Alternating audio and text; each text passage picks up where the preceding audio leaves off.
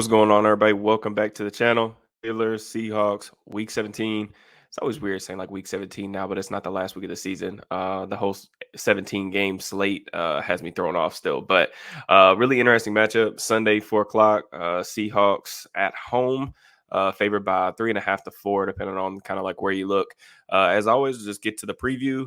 Look at Seattle on both sides of the ball, kind of where the Steelers stack up.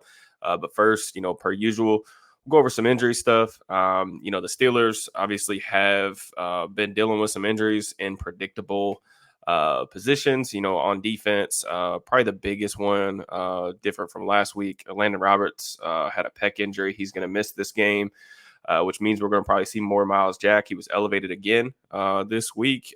Jack played better than I expected last week. He looked a little bit more spry than I would have anticipated, which was a good thing.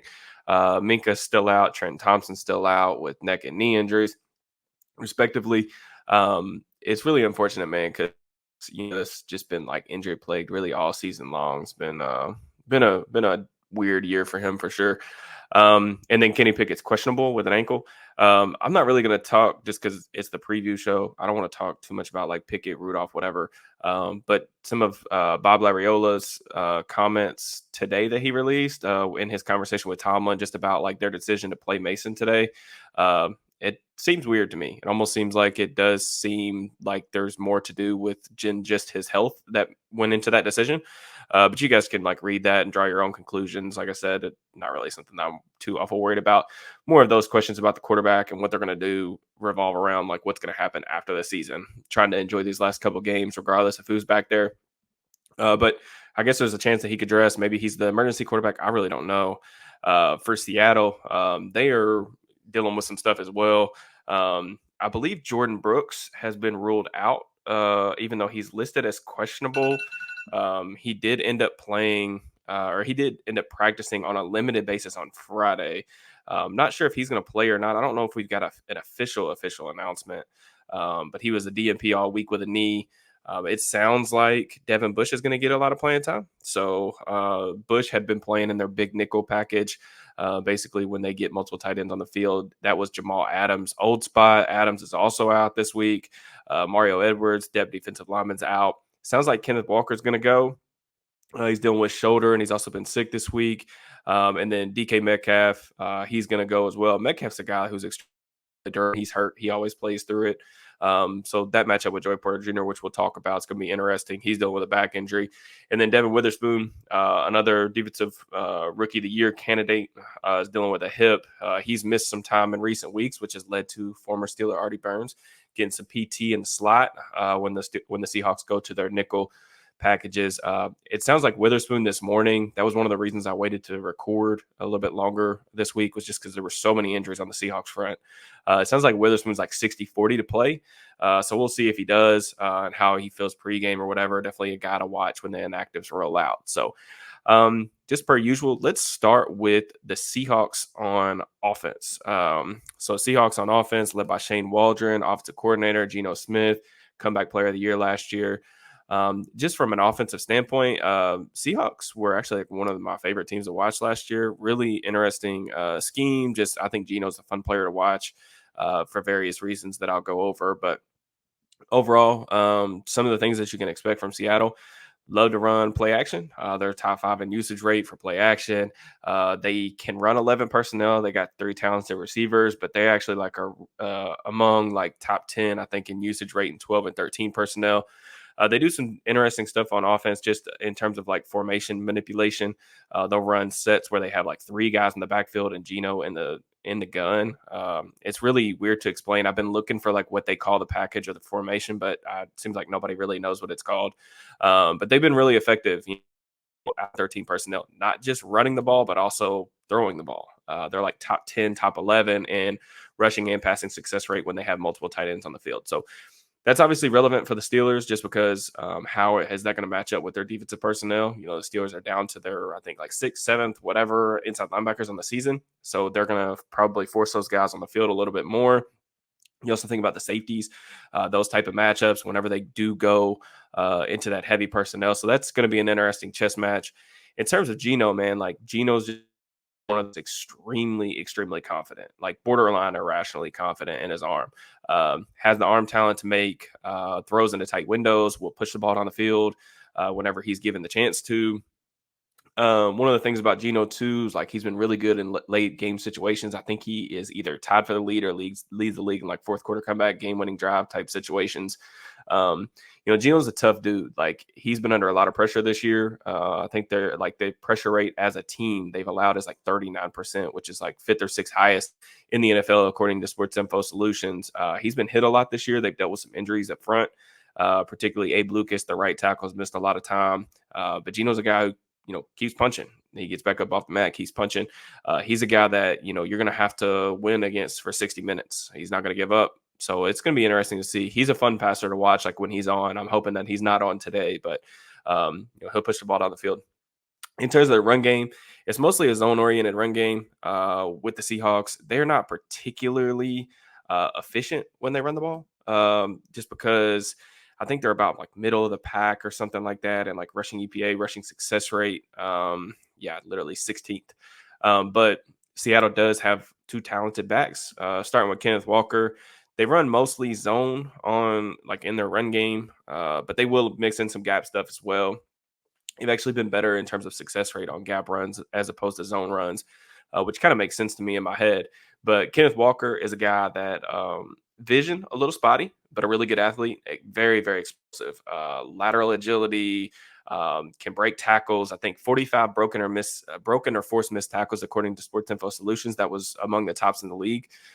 He's a guy that he will bounce everything and anything. Very unpredictable back in terms of like if he's actually going to hit the design gap or not. But he's a guy who can make some home run plays happen. And that's really the kind of allure with him is like, he'll have a lot of negative runs, but he's willing and capable of, popping off a 67-yarder. He did that a lot in his rookie season. So he's definitely a guy, that they're going to have to watch out for, especially because like if you just look at the back end of the Steelers right now, the back seven, the linebacker group, the safety group, the corner group, they don't have a lot of speed back there. So really, really important to bottle him up near the line of scrimmage because if he does get into open space, there's just not a lot of guys on the Steelers that are going to be able to keep up with him in a track meet. So very important. Zach Charbonnet, rookie, they kind of got like a thunder and lightning, old cliche thing going on. Charbonnet is more of a power runner, definitely more of a predictable runner. But above average, I would say, for a rookie in pass protection. Catch the ball a little bit out of the backfield as well. So he's a nice little compliment. Offensive line-wise, they've got two young tackles. Charles Cross, a guy that I really liked coming out of Mississippi State a couple years ago. He's a really nice player. Abe Lucas, like I mentioned, he's missed a lot of the season. I think he got hurt week 1. He just came back like a month ago. So a really interesting matchup between those guys and Alex Highsmith, TJ Watt. That matchup probably decides the game, in my opinion. Like I said, the Seahawks, one of the things that they've kind of struggled with is like third down situations. So they've gotten into a lot of third down situations. And one of the things, just out of preference, Shane Waldron's a McVay disciple. So I think maybe that this kind of philosophy goes back to McVay, or the Shanahan tree, but they like to get 5 guys out in the pattern. And really what that means is like they will trust Cross and Lucas in one-on-one situations a lot more than like your average offensive coordinator, I feel like, does. So we watch the Steelers play. Like you'll see when in obvious passing situations how the teams normally deal with their edge rushers. They usually like to chip with a tight end, but that's really not the Seahawks preference. So I'm really interested to see like on those deeper drawbacks if they do give them help. If not, the Steelers, TJ Watt, Alex Highsmith absolutely have to take advantage. But I wrote about the Watt and Abe Lucas matchup a little bit on my matchups article on Steelers Now. You guys can go check that out. But the Seahawks offense just really in general has been really bad at situational football this year. 26th in third down percentage, 31st on fourth down, 28th in the red zone. That is like the Seahawks team is talented, and I would say probably a little bit more talented than their record indicates on both sides of the ball. They just haven't been good at situational football. And like Mike Tomlin talks about that a ton, and it really matters. So, the Steelers also, I think, had the advantage on the interior with Keanu Benton, Cam Hayward. So we'll just have to see kind of how that plays out. But for Seattle into those third and long situations, and that's really going to give them a benefit of the doubt, I feel like, on that side of the ball. Now moving on to the defensive side of the ball, Seattle's had some struggles on defense this year. They're in the bottom third in dropback EPA, dropback success rate. They really struggle to stop the run. 30th in EPA per play. I think 24th, 25th in success rate. So this team that, has its issues on that side of the ball. But with that being said, I mean, they do have some nice players. Puye Mafe, second-year guy out of Minnesota, a guy that I really liked coming out of the draft. I just looked earlier this morning. He was like my 29th or 30th top prospect coming out last year. Really explosive freak athlete, runs a 4.5, 40-something inch vertical, can win the edge. Big difference for him this year has been the pop in his hands. He's been willing to go like more speed to power, and the dude's an absolute freak show. And you're seeing some of that pop up on tape. So Maffe's a good player. He's got 9 sacks. He leads the way for them. Jaren Reed, Draymond Jones, their other two kind of impactful pass rushers, I think are both at like 7 sacks or something like that as well. Reed's cooled off a little bit after a really hot start, but both of those guys are nice players, nice complementary players along that front. The Seahawks are like a base 3-4 defense. They'll play some 2-4-5. Like I mentioned earlier, they will play some nickel, some big nickel stuff. They will play some dime. They like playing their 3 safety stuff, but with Adams being out, that kind of changes things. Obviously, if Jordan Brooks can't play, which I don't think he's going to, sounds like Devin Bush is going to take his spot. How does that, change what they do in sub, especially if Witherspoon's active or not active, able to make it through the game? How they respond to, 11 personnel, 12 personnel, those types of things are going to be interesting to me. One of the things about the Seahawks is that they've kind of went through a little bit of a schematic shift. I feel like on the back end over the past couple of weeks, they got throttled against, I believe it was San Francisco a couple of weeks ago. A lot of explosive plays that they allowed. But then, they've really kind of clamped down over the past couple of weeks, 17 points allowed in both games. They held a Philly offense who's, I know they've had a little bit of struggles this year, but still a really good team. They held them to 17 points, got some turnovers, things like that, that were really good. So one of the changes kind of has been a lot less like single high. So they're still like well above average in terms of playing like cover 3. That was kind of their coverage of choice, especially early in the season. Now you're seeing a little bit more split stuff. So they're playing more quarters, some quarter, half, some cover 6 stuff. Will be interesting to me just based on how George Pickens dominated last week and those big plays that he allowed. And that's in the past couple of weeks, they've been allowing less big plays because they've been playing more too deep. I'm interested to see if they cloud George Pickens' side, roll up a corner, play cover 2 to his side, and force Rudolph to go elsewhere with the football. We'll see if that actually or not. But it'll be a good look kind of chess match between him and the Steelers offense.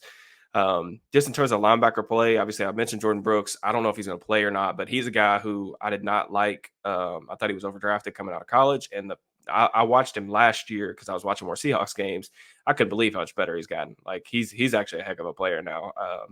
So kudos to him. Kudos to the Seahawks for their development of him. Bobby Wagner is still playing. Wagner is a guy who they do not take off of the field. I mean, he plays virtually every snap. Wagner is still an excellent tackler, one of the best tackling guys at his position, and still can play the run. He sure some things up there.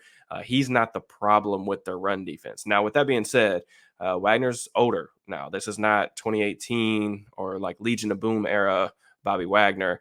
There are some athleticism concerns with him, and I feel like you can really take advantage of him in space. So if you get him out in space, matched up on a tight end, matched up on a running back, I think there are some plays to be had. I mentioned that in the matchups article this week. Obviously, the Steelers are going to need to run the ball. This is a Seahawks front that likes to get up the field. You can take advantage of them in that regard. We've seen the Steelers move to a more gap-heavy scheme over the past couple of weeks. I think that matches up with kind of how Seattle fits the run, plays the run. But I do feel like if there was ever a week to give Jaylen Warren some like targets, some like let him run some real routes, if they can try to get that matchup, this would be the week. So going to be very interesting. In the secondary, Tariq Woolen, he was benched a couple weeks ago. He had a fantastic rookie season, a playmaker, very good ball skills, can really, really run. And his technique on the outside has improved drastically since being drafted by Seattle. That's one thing they know how to do, man. They know how to develop DBs. That being said, with Woolen, reason why he was benched, he didn't like to tackle. So that's something you can get after him with. You can run to his side. He's not the greatest at run support. So that's definitely something that I'll be watching for as well. Now, Devin Witherspoon, like I mentioned, in the defensive rookie of the year race, Witherspoon loved him coming out of Illinois, man. Like an absolute hitter. I kind of described him as like Mike Hilton, if Mike Hilton could really cover, was a better athlete. That's like how good I think Witherspoon was going to be and how good he's honestly been so far.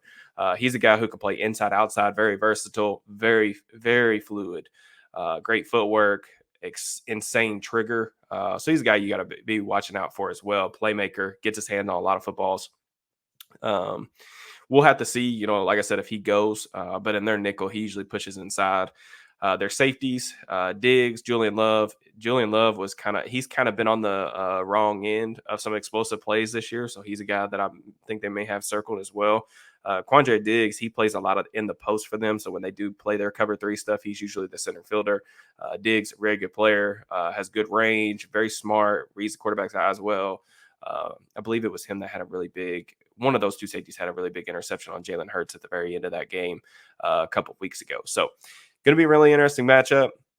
Like I said, I think the big thing is like Seattle. Like I said, they've been doing a better job in terms of preventing explosive plays. Is Pittsburgh with Mason Rudolph, is he going to be able to continue to generate those explosives with George Pickens? We saw how crucial Pickens had 3 catches last week of over 50 yards. I mean, that's probably not sustainable on a week-to-week basis, obviously, but they're going to need to generate something through the air because I do think that they're going to be able to run the ball efficiently. It will be very interesting to see just how much they lean into that and how they attack that front, but I would be very surprised if they just weren't able to run the ball. To me, it just comes down to how's Rudolph going to play on the road. He's been traditionally, when we've seen him, much better at home than he has been on the road. If you think back to like when he was benched in 2019, granted, long time ago, some of his worst performances kind of came on the road. So Seattle, really tough place to play. I said this on the Steelers Now pregame scout show. Don't expect any calls. Seattle is a place where I feel like the refs swallow the whistle. They let guys play. They're 5-2 at home this year. It's just traditionally a really, really tough place to win. You look at both teams. Seattle's right now is at 7th seed in the NFC playoff picture. This is a game that they absolutely have to have. This win probably puts them in the postseason pretty clearly. I think their probability goes up to about 90%. And this is obviously a matchup that the Steelers, if they want to make the playoffs, they need to win out. I mean, there are scenarios where, things could break a certain way, but if the Steelers want to win out, they still want to make the playoffs. They need to win out and they need to get help. That's what just needs to happen. So be very interested. See, we have 10, I think, NFL games on the 1:00 slate, East Coast time. So there's going to be a lot going on this week. So if you guys want, I'll be tweeting some stuff out on my Twitter page, just thoughts, breaking down the games, things like that. And then obviously I'll be back after the game as well to do a post-game recap, definitely before the morning comes up. So I appreciate you guys watching. Thank you very much. Please make sure that you like the video, subscribe, drop me a comment, give me some predictions about the game. Let me know what y'all thought of the preview. And I will check you guys next time. Enjoy your Sunday afternoon, week 17.